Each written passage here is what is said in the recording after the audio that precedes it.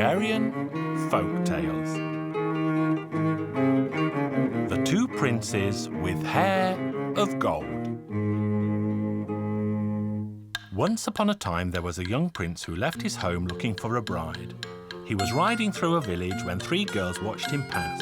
The eldest girl said, "If that prince married me, I would make him wear a linen shirt." That was a joke, of course. The middle girl said, "I would make him sleep on a sack of straw." And the youngest girl said, "Well, if he married me, I would give him 2 sons with hair of gold." The prince's coachman overheard all of this and he told his master. So the prince said, "Go and get the girl who said she would give me 2 boys with hair of gold." The coachman called the girl over and the prince told her to join him in his royal carriage.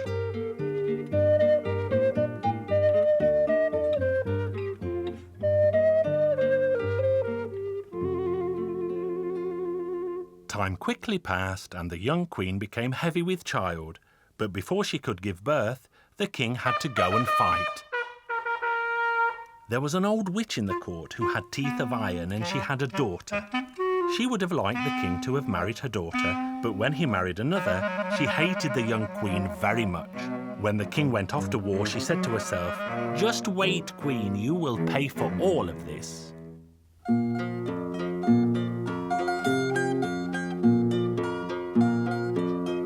The day came when the queen gave birth to 2 beautiful sons with hair of gold.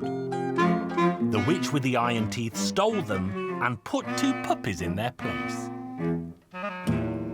Then she buried the 2 boys opposite each other in the ground around the fish pond. The king was told the news that the queen had given birth to 2 puppies and he had also lost the battle that day. This and the bad news about his wife made him very angry. He wrote a letter and sent it home. In the letter, he ordered that the queen and the 2 puppies should be thrown into the pond where a great whale lived. As soon as the messenger was sent away, he began to regret what he had ordered to be done.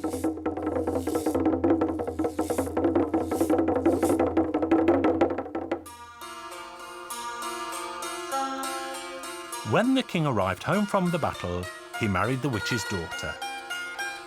2 trees bearing golden pears grew on the spot where the 2 princes with hair of gold were buried, and the king liked nothing better than to sit in their shade. The witch did not like this and told her daughter to tell the king to cut the pear trees down, and she nagged him until he had both trees cut down. From their wood 2 beds were made, one for the king and one for the queen. The witch ordered the splinters, twigs and branches to be burned.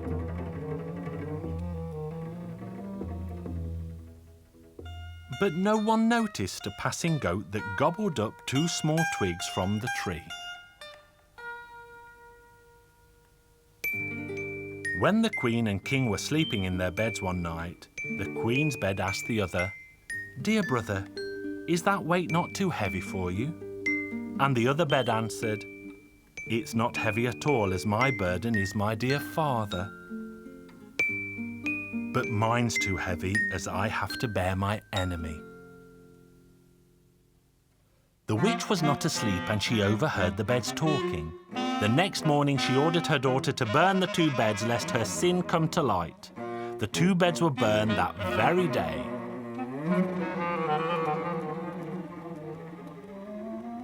The witch with the iron teeth and her daughter were now convinced that they faced no more threats. But then the goat gave birth to 2 kids. The 2 little kids had hair of gold. The witch was shocked when she learned of this. She told her daughter to ask the king to have the 2 kids killed, and she could only recover if she ate their meat. The goat kids were killed, and the witch ordered that every strand of their golden hair should be cleared away. But as the kids' innards were washed in the stream, 2 little pieces turned into 2 goldfish. The 2 fish grew and grew until they were caught by a fisherman one day. He pulled the net to shore and his joy turned to shock when he saw the 2 goldfish turn into 2 handsome young men with hair of gold. The two princes had been buried 17 years before, and so now the two young men were 17. They duly thanked the fisherman for catching them and asked him to take them to the king, as they knew a fine poem they wanted to recite for him. They knew they would be rewarded for their performance, and they promised to give this reward to the fisherman for his troubles. The fisherman shook all over with fear, but he agreed to take the two young men in the hope that he would receive a rich reward. The young men were announced to the king, and the king gave the order to let them in. The witch with the iron teeth saw what would happen, and she tried her best to keep them out. But the king eventually met the two youths in spite of all her tricks, and she tried to follow them in and convince the king not to believe the two young men. But the king resisted, saying, "Don't meddle, mother-in-law. This is my business and not yours." The two young men recited a poem to the king, and in that poem they told him their mother's story and their own. They told the king that the whale had swallowed their mother alive and that she was still alive inside the whale's belly. They told the king to catch the whale and they would recover their mother. They also asked the king to richly reward the fisherman for his good deed. The witch with the iron teeth constantly tried to interrupt the youths and did all she could to make the king disbelieve them. But the king paid all his attention to the two young men. The first thing the king did was to order that the whale be caught. The queen emerged from the whale alive, and the king begged her to forgive him. She had survived the ordeal intact. Then the king ordered his two sons and wife and the witch and her daughter to appear before the royal council.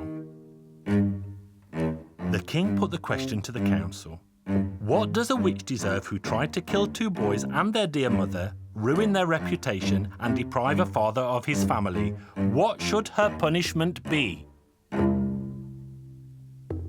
So the royal council ordered that the witch and her daughter should be tied to the tails of two horses and dragged through the city. Then they had to be chopped into four and their bodies nailed to the four corners of the city. The queen and her two sons begged for mercy for both of them, but to no avail, and the sentence was duly carried out. The king gave a rich reward to the fishermen. There was a fabulous feast, and the people of the land and the royal family lived happily ever after.